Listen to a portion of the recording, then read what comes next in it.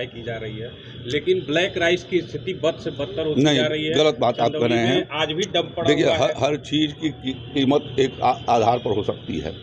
हम यदि ये बात कहें कि हमको ये 200 हमें जो है वो सोना जो है वो 50,000 1 लाख रुपया तोला हम देंगे तो वो तो बिकेगा ही नहीं। फिर तो जितनी उसकी कीमत होती है उसके हिसाब से उनको मांग करनी चाहिए। चंदौली के किसान भाइयों को उसी धान का पिछले सालों में 50 से लेकर के 80 रुपये तक का प्रति किलो यानी 5,000 से लेकर के 8,000 रुपये कुंटल बेचे हैं। सामान्य धान की बिक्री 2,500 रुपये कुंटल के करीब है। तो यह एक बहुत बड़ा मुनाफा है और उसी के हिसाब से हमें उस हिसाब से विचार भी करना चाहिए कि जैसा मांग होगी, जैसी खपत होगी, उसी के हिसाब से उसकी कीमत जाएगी। हम मनमाना यदि दाम मांगेंगे तो वो दाम व्यापारिक प्रतिस्पर्धा में चल नहीं सकता।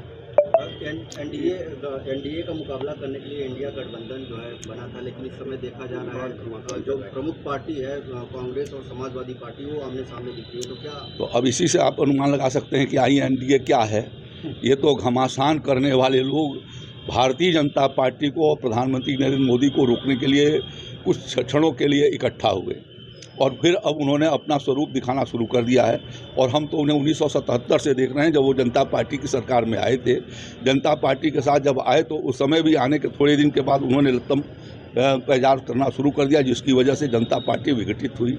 उसके बाद के दिनों में जब अभी हमारे साथ 2022 में उन्होंने चुनाव लड़ा विधानसभा का इकट्ठा होकर के, Congress party, Samajwadi party, Bahujan Samaj party और बहुत सारे दल जिसमें ओम प्रकाश राजभर जी भी शामिल थे, और सब आपस में लत्तम जुगता करना, जहाँ चुनाव बीता कि उन्होंने करना शुरू कर दिया। तो ये तो उनका स्वरूप ही है और ये आज इसको चुनाव के पहले करके और जनता को उन्होंने बता दिया है कि यह हमारा स्वार्थपरक समझौता है, नकारात्मक रूप से है, जो सिर्फ प्रधानमंत्री के रूप में नरेंद्र मोदी जी न आ सके, इसके लिए न उनके पास नीति है, न कार्यक्रम है, न कोई नीयत है। और इस नाते वो इकट्ठा हुए थे और इसलिए जगह जगह अलग अलग जगहों पर अलग अलग राज्यों में अलग अलग तरीके से एनडीए का स्वरूप प्रदर्शित हो रहा है। यही उसका फेट था जो आज हो रहा है। अमर्यादित भाषा का भी प्रयोग अब जाने दीजिए, करने दीजिए, उनका काम है।